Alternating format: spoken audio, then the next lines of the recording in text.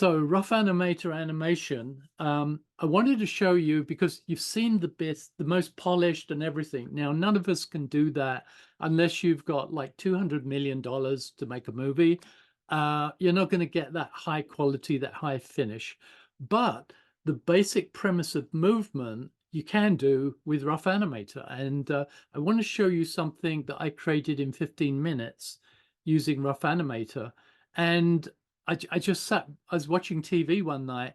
I had my iPad on my lap and I thought, oh, I just want to do a flour sack jumping. So the flour sack, if you don't know what a flour sack is, it's in the old days, they used to, instead of buying packets of flour in a supermarket to make cakes and bread and things like that, um, in the old days, they used to have them in little shops and they'd have a sack, a canvas sack, big sack full of flour, and you'd go and dish out how much you wanted. They'd weigh it and they'd sell you that much flour. So flour sacks were very common in the ancient past, but way back when Disney had a training program, it's long gone now. It's a different Disney to the way it was originally. One of they used to have an apprenticeship program where if you were really talented and you could get in a program, they would actually train you full time, and pay you to be trained, and you'd learn to be an animator. And one of the exercises that they did was what they called a flour sack jump. And basically, the flour sack is standing there and it jumps and it lands somewhere else. Okay. So that's what I did for this exercise. And I really wasn't trying to do fancy super animation. I just wanted to make it work. And this is what I did.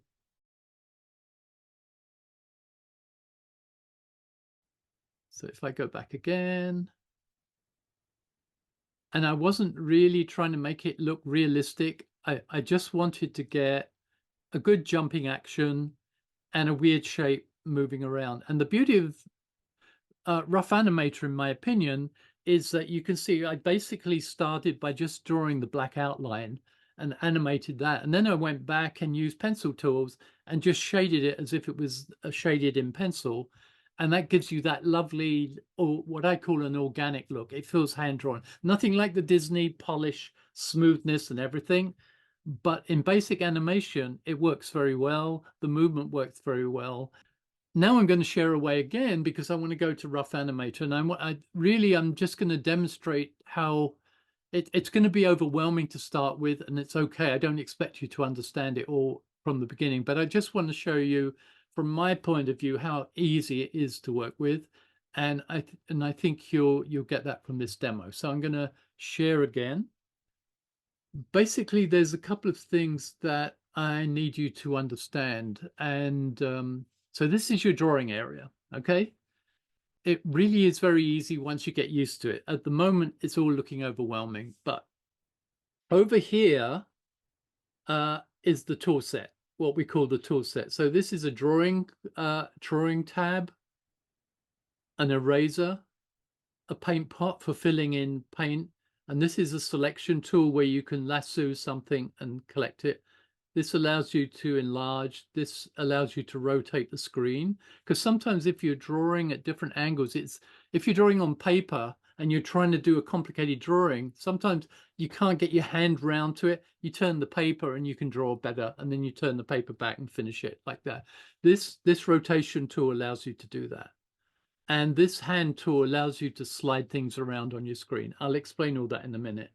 And this here, this white area in the middle is your drawing area, your screen or your stage, or every software and app calls it a different thing, but basically it's your drawing area, just like your sheet of paper. Okay.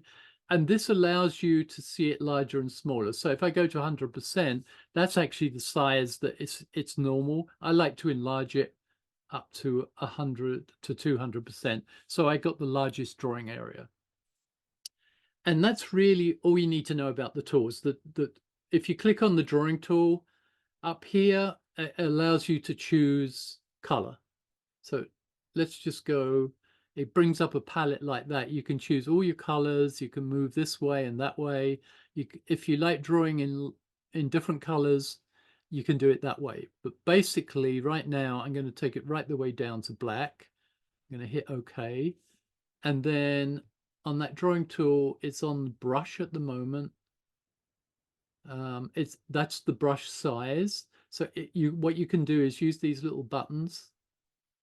Okay, let me go the other way. So you can see it's 5px here. I don't know if you can see it on your screen if it's big enough, but it says 5px, 5 pixels. So that gives you a, oops, why is it not drawing? Tell me why you're not drawing. Oh, because it's gone back to white for some reason. I want it to go to black. So I'm going to hit OK. Okay. So that's a 5 pixel line. If I go down to 1 pixel, that's a 1 pixel line. Okay. If I enlarge this brush size, and once you can see this, you can actually drag it. It's much quicker. That's 145 pixels. So that gives you a whole range of things in terms of drawing, so that you've got control over the size of the line that you're going to draw with. Now I'm going to undo these. So on your interface here, if you go down, this is your whole toolbar. The left-hand column here is what's, apart from drawing area, this is in terms of getting a drawing onto that area. This is what you need. So see this little reverse arrow here? If I click on it, it deletes the last thing you did. If I click on it again, it deletes the last thing I did before that, and again before that. So that's how to erase. There's another way of erasing, of course. Oh, I'm going to go down on brush size, make it that big just to show you that here's the erase tool. And again, you can make your eraser bigger and smaller just by that sliding thing here. And you can erase some of it, or you can just erase all of it. Okay, that's another way of erasing. But I'm going to go back to the pencil tool. I'm going to go right the way down to small number. Let's say 2, 4. Okay, make sure it's black. And what I'm going to do is draw a ball. All right. Now you'll get used to the fact that you can't draw perfectly. Like when I'm drawing pencil on paper, I can really draw a good line and everything. I don't like digital drawing because it's slidey and it's hard to get a perfect line. You know, if I tried to draw a perfect circle, I could get close to a perfect circle, which isn't bad. That's not too bad, actually. But when I'm working rough, and I'm going to use this reverse arrow again. When I'm working rough and I'm trying to draw fast, I tend to what I call feathering a shape. I just do this. And trust me, you'll get to learn that when you're doing animation exercise, it's okay to do rough drawing. I'm happy with you drawing a rough drawing. Because speed is of the essence. When you're learning the principles of movement, it's better to go fast than try to be absolutely perfect and draw all these wonderful things. Just get something in really fast, okay? And so that's my starting point. And I like to number my drawings number 1, all right? And I put a circle on it because it's a key drawing. Now, the other thing you'll see on the principles, of the 12 principles, I don't know if you'll remember it, but it's pose to pose or straight ahead animation. There's 2 ways of doing things. In other words, pose to pose means that I put on number 1 drawing, I'm going to have the ball here, and I'm going to create a new frame. Up here is the timeline. See there's nothing in it at the moment, but this long thing here is what we call the timeline, and that's going to be all your frames of film. We've only got 1 frame at the moment, this one here, and it's highlighted layer 1, and I'll rename that. If you go over it, I could call it animation. Whoops. Actually, sorry, I got the pen in my mouth. Actually, I'm going to call it ball because that's what we're going to do. I just want to demonstrate this with you. So ball. And we've only got 1 frame. Now, if I want to add a second frame, because this is a starting point, nothing's going to happen unless we add more frames and move it, all right? So I'm going to add another frame. So I'm going to select frame 1, and I'm going to go here, and it's going to say add drawing. I'm going to click on it, and it says add after. or duplicate after. So in other words, add after means put a completely new frame one frame beyond, add a new frame behind it with nothing in it. Or if I wanted to copy this frame, I could duplicate after and it'll put another frame there, but it'll be the same as the first frame. So I'm just going to go add after a blank frame. All right. And what I'm going to do is I'm going to draw my end position. I'm trying to draw the same size. It's hard to draw. All right, so we got the ball there. So let's just, I'm going to put some shadow on it so we can see it's on the ground like that. And I'm going to call this number 9. Simply, I'm just making up numbers at the moment, but so now we've got number 1 and number 9. Now you can see number 1 is gray. Now that's a thing called onion skinning. If I, down here in the bottom of this column, you can see the thing onion skin. It's highlighted. If I click on it, suddenly you don't see the first frame. Okay, onion skin means that you're not only seeing the drawing you're drawing on, but you see the previous one, or when you get into animation, the following one. You could have drawings either side of it and they'll be gray, and you can choose in the program how many drawings before and how many drawings after you can see on the screen. Right now it's not on. I'm going to put it on, and it's showing number 1 as well. Okay, so that and then if I go up here and I turn onion skin off, you can see if I just flip from these 2 frames, see the timeline's got 2 frames there. It shows me 1 and 2 drawings, or 1 and 9 drawings, like that, beginning and end.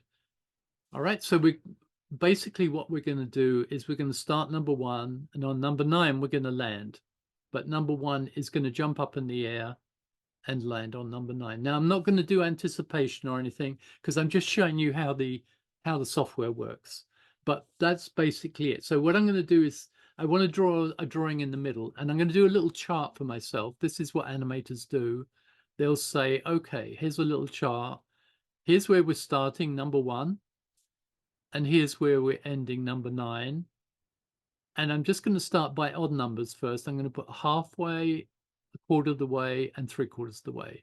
And I'm going to call those 3, 5, and 7. Okay, so we're going to go from 1 to 9, and we're going to add 3 drawings in between. And these are called in-betweens. Anything with a circle is called a key, and the others are in-betweens. And the drawing in the middle, you don't have to remember this, it'll get confusing. It's called a breakdown position, but don't worry about that. So what it means though is between 1 and 9, halfway is going to be number 5. So what I'm going to do is I'm going to go to number 1, highlight it, make sure it's highlighted. I'm going to go add a drawing after. So now you'll see I've got 1. This is going to be 5. I'm going to put 5 here, and I'm going to put parentheses on, but don't worry about that. And then it's going to go to 9. So, but at the moment we've got nothing on 5, yet we want it to be halfway going from 1 to 9, and we can't see 1 to 9. So I'm going to go back and put onion skin on, and now we can see it's going to start there and it's going to end there. So I'm going to put the ball up here on number 5. All right. And I'm going to put the shadow on the ground because it's left the ground. By the way, I want to go back to number 1 as well. Put the shadow on the ground. I forgot to put the shadow on the ground. And then if I turn the onion skin off, and what we call scrubbing is going from 1 on the timeline. I'm up here on the timeline. I'm going to drag from 1 to 5 to 9. See, and it's beginning to move now. Now we've got a feeling of, hey, that ball's starting to jump up and land. Jump up and land. So now we've got our number 5 done. So what we're going to do now is the next drawing, and we want to do 3, which is between 1 and 5. So what I'm going to do is I'm going to go to number 1, going to add a new drawing after, and this is number 3. Let's put number 3. And if I put onion skin on again, we can see there's 1 and there's 5. So number 3 is going to be somewhere halfway. Now, I'm not thinking about doing anticipation, squash or stretch, or slowing in and slowing out, but I'm just simply drawing the mid position. So if I turn onion skin off, you'll see that if I scrub, from one to the other like that, it's beginning to move. So I'm going to go back to 3 because I forgot to do onion skin on. I forgot to draw the shadow. Okay. And so we've done 1, 3, 5, but we haven't got 7. So we're going to do between 5 and 7. So I'm going to go to number 5 drawing, which is this one. I'm going to highlight it, and then I'm going to hit add drawing, drawing after, and I'm going to draw on this one, which is 7. You'll notice that I've done it on a slight arc as well. That's just habit. I didn't want to do it in straight lines because arcs are the important way to go. But so this is number 7, and there's the shadow on there. All right, so now I have, if I turn the onion skin off, I have 1, 3, 5, 7, 9. And now we're beginning to get animation. Okay. Now we can play that. There's a play button down here, just like a regular play button. If you look down here on the left at the bottom, there's a play button. If I hit it, it's going to be really fast, but you'll see. Okay. And what it does, it loops. So it goes to the end and jumps back to the beginning, goes to the end, jumps back to the beginning. Now, it's all way too fast. So I'm going to do a couple of things. Now we've got 1, 3, 5, 7, 9. I want to put the even numbers in. So I'm going to put even numbers. We're going to put 2, 4, 6, and 8 in. So again, what we do is we go back to drawing number. So we got 1 and 3. So we want to put 2 in. So we're going to go back to drawing number 1, select it up on the timeline, hit add drawing, drawing after. Now I've got a blank between 1 and 3. See that? So I'm going to put onion skin on. This is going to be number 2. Onion skin on. Now I can see where they are. And now I'm going to draw best I can a position halfway in between. And I'm going to draw the shadow halfway between the two. So it's somewhere like that. And now if I turn the onion skin off, you'll see that the even numbers in. So now I'm going to go to, so we've done 2, I'm going to go to 4, which is between 3 and 5. So I'm going to go to number 3.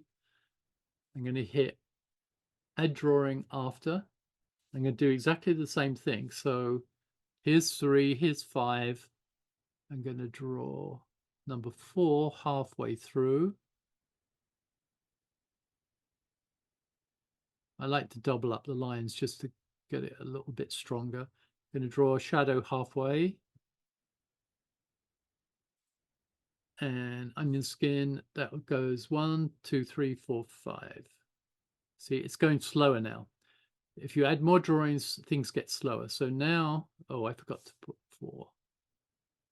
So now I'm going to go to 5 and do 6 because we've got 5 and 7. I'm going to do 6. So add drawing after, onion skin on. This is number 6. And again, I'm going to go halfway between the two. When you first do this, you're going to find it's going to be really difficult and it's going to drive you crazy. And like me, you may not like drawing with a digital stylus, and it's slidey. It's hard to get exactly right. But again, we should have a nice in between 5, 6, 7. And then I'm going to go to the last one, 7, 8 to 9. So I'm going to go to 7, add drawing after, put onion skin on. This is going to be number 8. And I'm going to draw a ball halfway through as best I can. And halfway on the shadow along the ground. And then if I turn the onion skin off and then play it, it goes a little bit slower. And and then the next stage I want to show you is to make it even slower. Now, when you're looking, this is true of any animation, but when you're looking at, this is called line drawings or line pencil drawings like this. When you're looking at them in black and white, the brain doesn't register them so well. So we have to do things to help the brain recognize it. And one thing you can do is to color this. All right. So what I'm going to do is I'm going to go to this paintbrush tool here on the left. and I'm going to go and pick a color. Let's say make it a red ball. I'm just going to pick red here. I'm going to hit OK, and then I'm just going to click in the middle. Now we're going to see little white bits because it's multiple lines there, but it's good enough for now. I'm going to go to the next frame, color it, next frame. Now, if you've got a gap in the line, this is a warning. If you've got a gap between these lines, the color's going to flood and fill the whole screen red. So you just got to make sure any area you're coloring is pretty solid and doesn't have any gaps in it. And I'm only doing this roughly now, just very quickly, just as a demonstration. Okay. Now, if I play it, it'll be easier to, it feels stronger. Okay.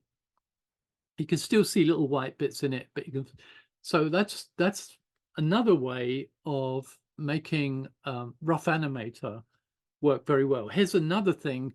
So we've got a shadow on the ground. Let me go back to number one. You've got shadow on the ground. I'm going to go back to the pencil tool, but this time I'm going to change the color to a much darker red, like that. All right, I'm going to hit OK. And what I'm going to do is I'm just going to, like I did in the demo I showed you before, I'm actually just going to scratch in very quickly a shadow under the ball. Because if you've got a shadow on the ground like that, it's because the light's above, and because it's a ball, it's going to be kind of had this kind of shadow. And I'm just going to follow it through very roughly, just filling it in like this.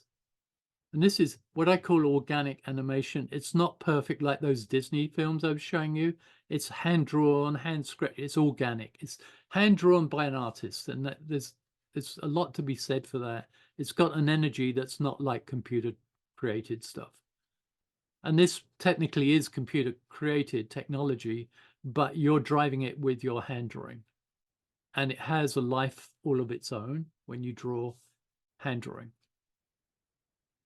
So again, all I'm doing is building up layers of ways of convincing an audience that they're looking at something, even though it's drawn, it's kind of real. It's something they can relate to as being real. If it's a flat yellow, if it's a flat red blob, like in the middle of the ball like this, yeah, you can say it's a ball. You could tell somebody, oh, it's a ball, and they'll believe it. But when you start drawing it to look like a ball, and it's got shadow and highlights and all kinds of things, it's much more believable, and the audience can identify it. And it doesn't take too long to do this kind of thing. You know, yes, you could have computers that actually make it a real looking ball, perfect ball with a pattern on it and all kinds of things. But it looks kind of plastic when it's done that way. It looks artificial. Whereas when it's hand drawn like this, it's kind of artistic. And that's why I like hand drawn animation, because it's real. It's done by humans, you know, and not algorithms. So one more. And it just gives it more contact with the ground. It gives it more roundness, more depth, more solidity, and that makes it more convincing to the audience.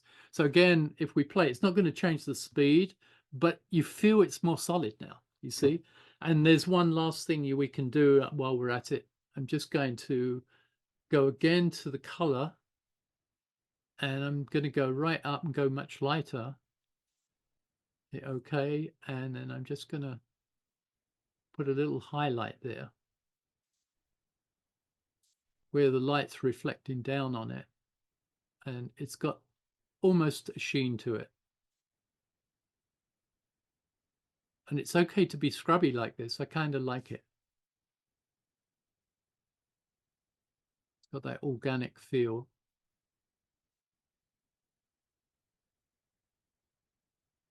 And you can see, I mean, I don't know how long it's taken me to do this, but just to do this very simple demonstration for you,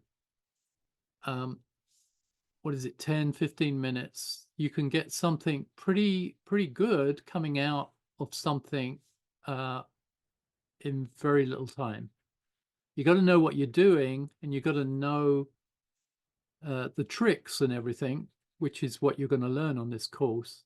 but it just adds to it. If I play again, see, now it's beginning to feel like a real ball shining like that. So the last thing I'm going to show you is that this is what we call animation on ones. Ones meaning each drawing is one frame, okay? Now the beauty of, if you want it to go slower, you either put more drawings in between it, or you make these drawings last longer on the screen. At the moment, they're on for one frame. So another way of doing this is, if I can get it to do what I want it to do.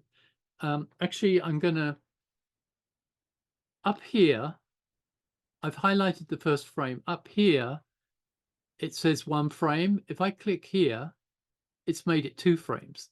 And if I go through and make it 2 frames like this, there's a way of doing it all at once, but I won't get into that right now. But I just want to show you that just by changing one frame into 2 frames, and we call that animation on twos, you actually get a slower action. So if I play it, see how much slower it is, and you actually recognize it for a ball, a bouncing ball. Now, it's not a perfect bouncing ball because we haven't put in the special effects. Oh, sorry, the 12 principles. We haven't put slow in, slow out. We haven't put squash and stretch. We haven't put anticipation and things like that. But as a demonstration, it works pretty well, and it didn't take much working, really. I mean, oh, what happened there? I have no idea what happened there. What happened there? Oh, I see. Okay, I just added, where are we? Sorry, it's awkward for me because I'm going to move this. You probably won't see this, but I'm moving my Rough Animator interface over because the share button on Zoom was right over the button I'm looking for. So I've selected those. I added a frame somehow. My hand caught the keyboard and it must have hit a hotkey or something. So if I hit delete drawing up here on the right, it will take that away, and it's gone away again now. So if I play it, yeah, we got it back. So somehow I added a frame there and it was a blank frame and it was doing its thing. So really, to do all the exercises we need to do, that's all you really need to know. There's a couple of other things I can teach you as we get into it, but that's basically all you need to know. You need to know about the time. Let me stop it. You need to know about these just down the left-hand side. There's the play button, there's the delete button. These are all your drawing tools and erasing tools and everything. These are just not necessary to worry about. This is your add drawing button, which allows you to add a frame. This is your timeline, which shows you all the frames we got up here. And that gives you your animation as opposed to a static image. And you can scrub along on the top line like that. Okay. Now, when we get sophisticated, much more sophisticated, we could add a background to this. So see, it says ball level here, and it says background. We could put in a background image so it's bouncing on something behind it. There's something behind it as it's bouncing. You could put on, 100 layers here. So you could have 100, like ball is one layer. You could add more layers, and you do that by modifying layers here, add empty layer there, and there's layer 2.